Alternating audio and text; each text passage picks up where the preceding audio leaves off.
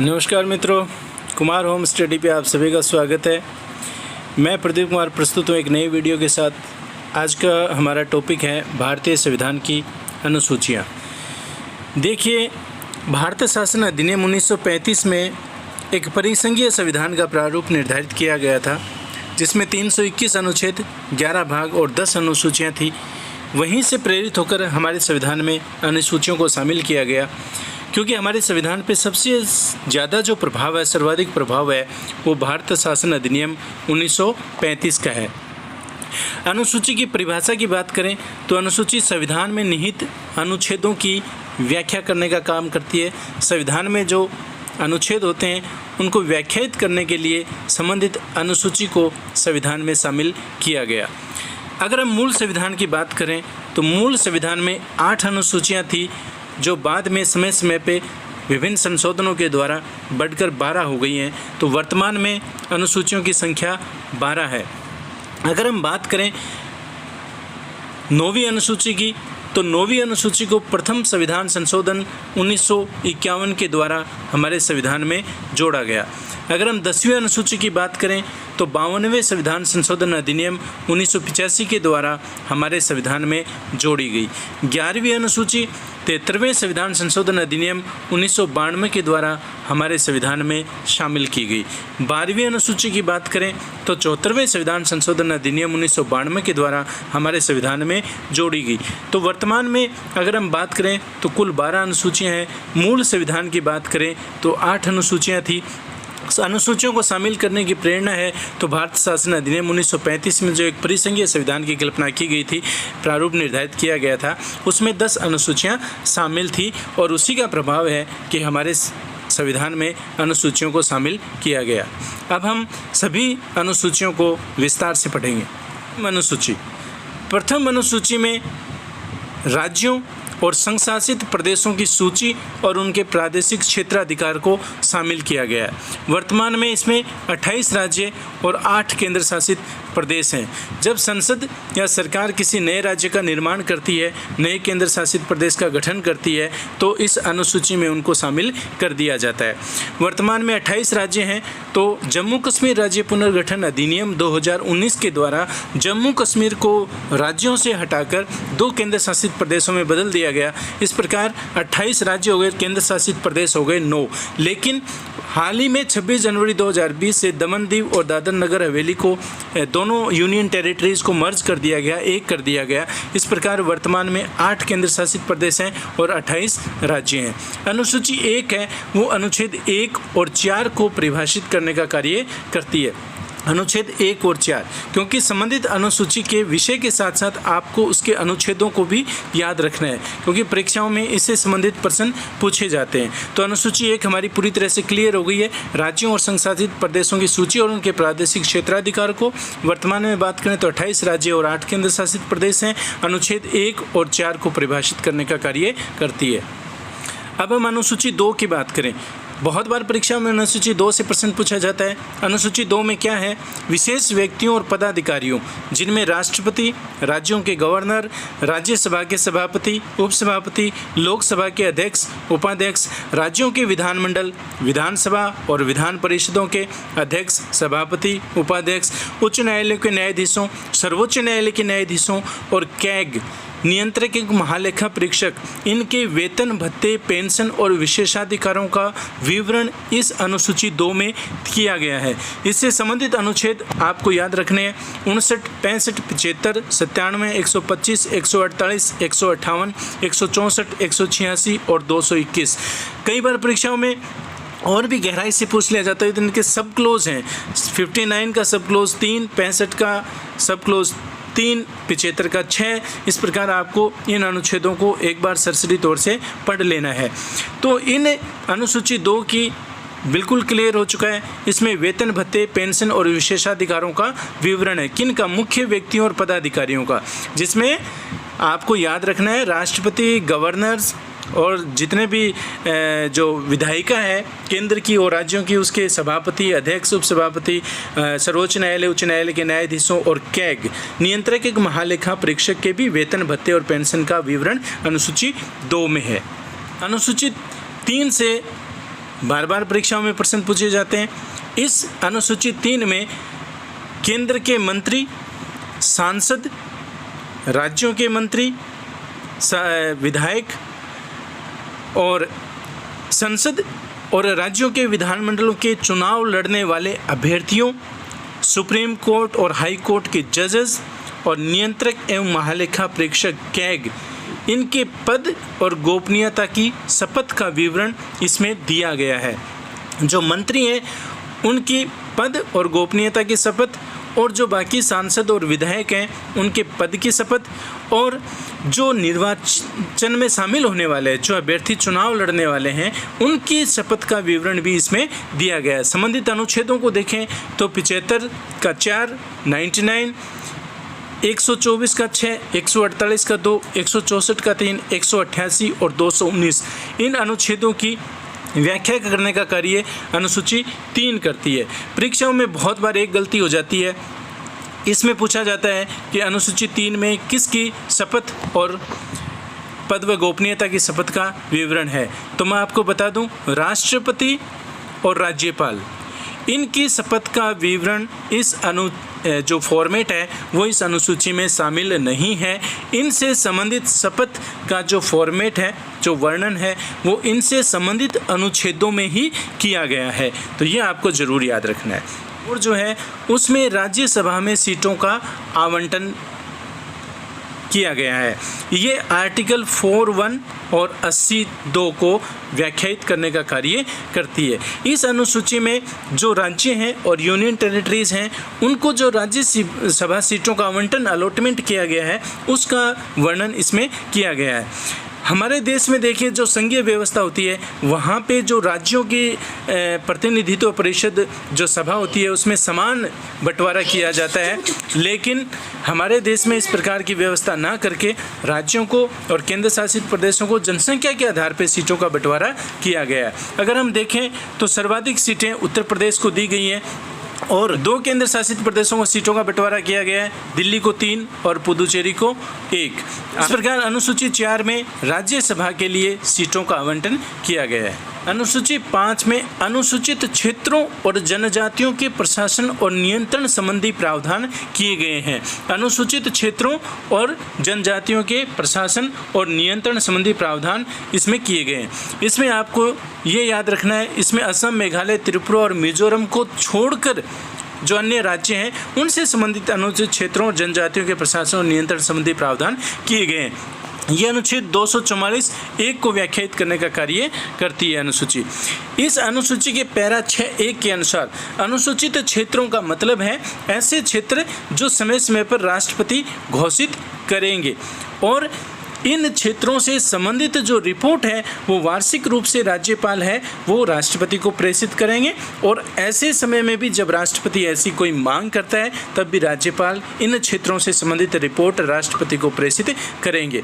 इन क्षेत्रों में राज्यपाल हैं वो एक जनजातीय सलाहकार परिषदों का गठन करेंगे, और ये जनजातीय सलाहकार परिषद हैं, ये राज्य की कार्यपालिका को जनजातीय क्षेत्रों के विकास और कल्याण संबंधी सलाह देने का कार्य करेगी।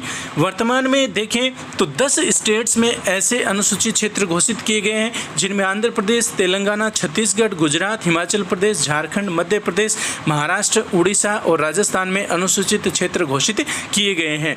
अगर किसी राज्य में अनुसूचित क्षेत्र घोषित नहीं है, लेकिन अगर उस राज्य में अनुसूचित जनजातियों की जनसंख्या है, तो ऐसे क्षेत्रों में भी जनजातीय सलाहकार परिषदों का गठन किया जा सकता है। अनुसूची 6 की बात करें तो ये 4 राज्यों के जनजातीय क्षेत्रों के प्रशासनों के संबंधी प्रावधान इसमें किए गए हैं। ये आर्टिकल 244(2) और 275(1) को व्याख्यायित करने का कार्य करती है। अनुसूची में 4 राज्य हैं, असम, मेघालय, त्रिपुरा और मिजोरम।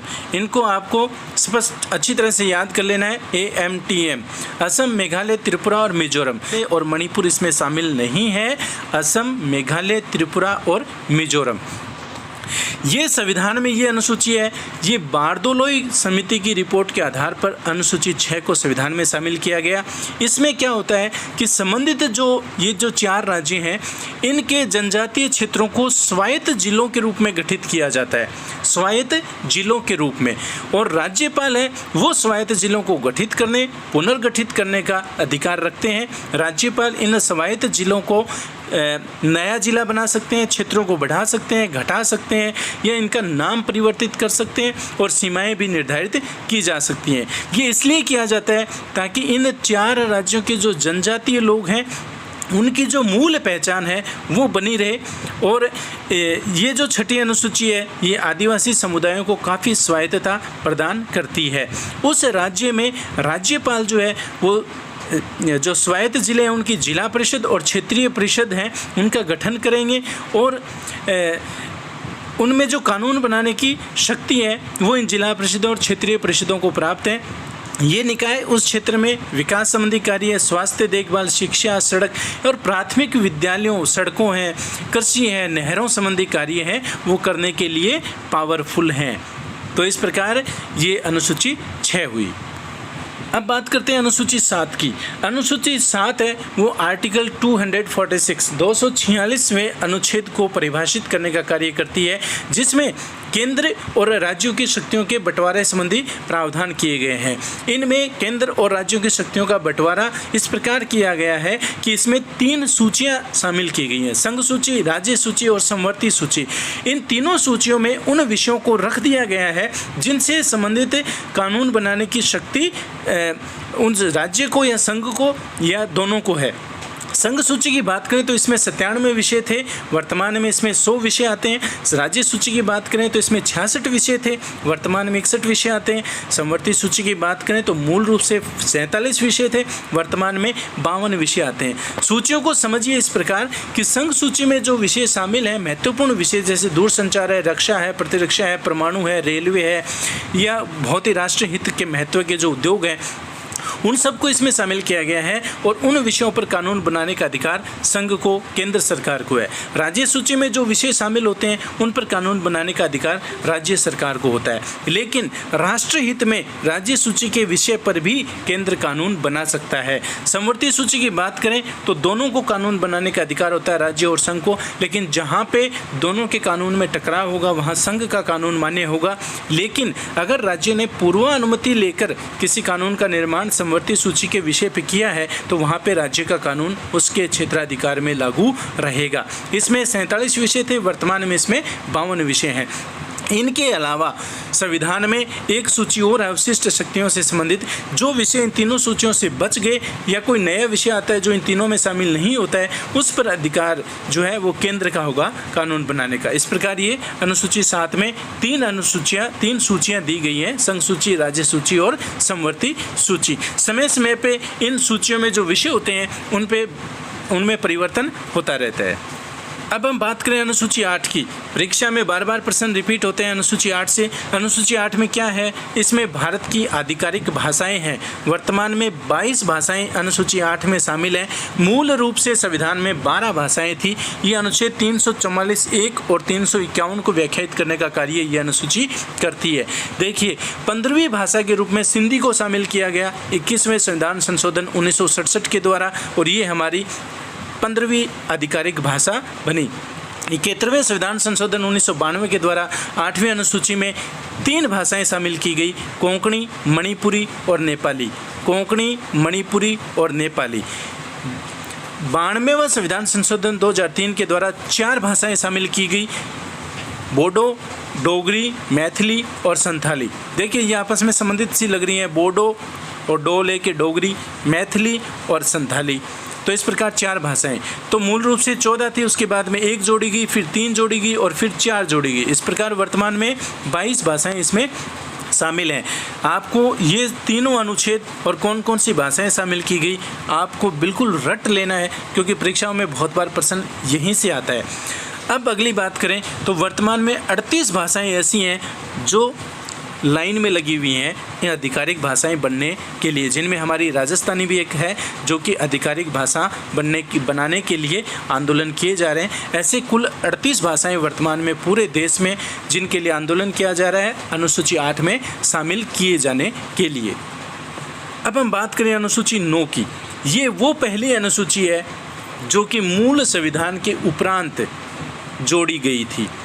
तो अनुसूची 9 है, ये 1951 में प्रथम संविधान संशोधन के द्वारा ही हमारे संविधान में जोड़ दी गई थी। ये अनुच्छेद 31 ख को परिभाषित करने का कार्य करती है। इसमें क्या है, इसमें भूमि सुधार और जमींदारी उन्मूलन संबंधी प्रावधान इसमें किए गए हैं। इसमें रेलवे और कई उद्योगों से संबंधित कार्य और आदेश भी इसमें शामिल हैं। न्यायालय में इस अनुसूची को चुनौती नहीं दी जा सकती, क्योंकि सरकार जिन आदेश और जिन अधिनियमों को इस अनुसूची में डाल देती है वो न्यायिक समीक्षा से परे हो जाते हैं। लेकिन ये बात वर्तमान में सही नहीं है। 2007 में न्यायालय के निर्णय के बाद में उन्होंने निर्णय दिया कि 24 अप्रैल 1973 के बाद शामिल इसमें जो कानून हैं उनकी न्यायिक समीक्षा की जा सकती है, और अगर वो मूल अधिकारों का या मूल ढांचे का उल्लंघन करने का कार्य करते हैं। तो आपको 2-3 बातें याद रखनी है। अनुसूची 9 वर्तमान में न्यायिक समीक्षा से बाहर नहीं है, न्यायिक समीक्षा की जा सकती है, लेकिन 24 अप्रैल 1973 के बाद के शामिल कानूनों की न्यायिक समीक्षा की जा सकती है। और तो 2007 के बाद में ये न्यायिक समीक्षा के अंतर्गत आ गई है। अब हम बात करें अनुसूची 10 की, तो अनुसूची 10 है वो दल बदल निरोधक कानून के रूप में भी जाना जाता है। दल बदल निरोध कानून, दल बदल पे रोक लगाने वाला कानून है ये।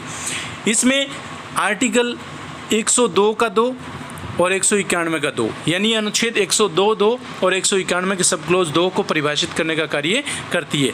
ये जो अनुसूची 10वीं है, ये 52वें संविधान संशोधन अधिनियम 1985 के द्वारा हमारे संविधान में शामिल की गई थी। क्योंकि इससे पहले अगर हम देखें तो बहुत से जो विधायक और सांसद थे वो पार्टी से असंतुष्ट होते थे, चुनाव लड़के जीत के आ जाते थे, और फिर वहाँ पे संतुष्ट या उन्हें कोई पद नहीं मिलता था तो वो पार्टी को छोड़कर दूसरी पार्टी में शामिल हो जाते थे। उन पे रोक लगाने के लिए अनुसूची 10 को हमारे संविधान में शामिल किया गया। इसमें उन लोगों को अयोग्य घोषित कर दिया जाएगा जो किसी दल के चुनाव चिन्ह पे चुनाव लड़ते हैं और फिर छोड़कर दूसरी पार्टी में शामिल हो जाते हैं, लेकिन कुछ शर्तों के साथ। छूट भी है, अगर 1/3 सदस्य पार्टी छोड़कर जाते हैं, नई पार्टी बना लेते हैं या फिर दूसरी पार्टी में शामिल हो जाते हैं तो उन्हें अयोग्य घोषित नहीं किया जाएगा। दूसरी बात, इसमें जो विधानसभा अध्यक्ष या जो अध्यक्ष होते हैं विधानमंडलों के, उनको छूट दी गई है। अगली इम्पोर्टेंट बात यह है कि उसकी योग्यता और अयोग्यता से संबंधित जो प्रश्न उठेगा उसका समाधान उस विधानमंडल में ही उसके अध्यक्ष के द्वारा किया जाएगा। यानी लोकसभा में लोकसभा अध्यक्ष और विधानसभा में विधानसभा अध्यक्ष के द्वारा ये निर्धारित तय किया जाएगा कि वो अयोग्य है या योग्य है। लेकिन अगर उसके फैसला वो दे देता है, उस फैसले को न्यायालय में प्रसंगत नहीं किया जा सकता। यानी उसके योग्यता और अयोग्यता उसने जो निर्धारित किया उसके लिए न्यायालय में नहीं जा सकते। तो ये अनुसूची 10 है जो दल बदल पर रोक लगाए जाने संबंधी प्रावधान है। कई बार ऑप्शन में उत्तर में लिखा जाता है संसद सदस्यों और राज्य विधानमंडलों के सदस्यों के लिए विरोधी दोष प्रावधान, तो ये नाम भी आपको याद रख लेना है। अब हम बात करें अनुसूची 11 और 12 की, तो अनुसूची 11 और 12 हमारे संविधान में 73वें और 74वें संविधान संशोधन अधिनियम 1992 के द्वारा जोड़ी गई। ये दोनों स्थानीय स्वशासन से संबंधित है। अनुसूची 11 है, उसमें पंचायती राज के प्रावधान है। अनुच्छेद 243(6) को परिभाषित करने का कार्य करती है। इस अनुसूची में वो 29 विषय दिए गए हैं जो पंचायतों के क्षेत्राधिकार में आते हैं, यानी जिनसे संबंधित जो पावर है वो नगर पंचायतों के पास होती है। ये 73वें संविधान संशोधन 1992 के द्वारा संविधान में जोड़ी गई थी अनुसूची 11। अनुसूची 12 है वो नगरीय स्वशासन से संबंधित है। इसमें नगर पालिका, नगर निगम, नगर परिषद, छावनी बोर्ड से संबंधित प्रावधान शामिल हैं। इसके अंतर्गत 18 विषय शामिल हैं जिन पे नगरीय स्वशासन को क्षेत्राधिकार में आते हैं, जिन पे वो कार्य कर सकते हैं। ये अनुच्छेद 243(ब) को परिभाषित करने का कार्य करती है। इस प्रकार 74वें संविधान संशोधन अधिनियम 1992 के द्वारा 12वीं अनुसूची हमारे संविधान में जोड़ी गई।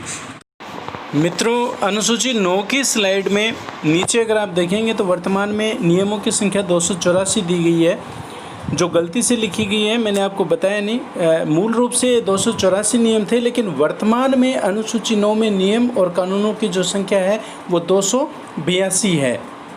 बहुत बहुत धन्यवाद। लाइक शेयर और सब्सक्राइब कर दीजिए और बेल आइकन को प्रेस कर दीजिए ताकि नई वीडियो का नोटिफिकेशन आपको मिलता रहे। बहुत बहुत धन्यवाद। Thank you.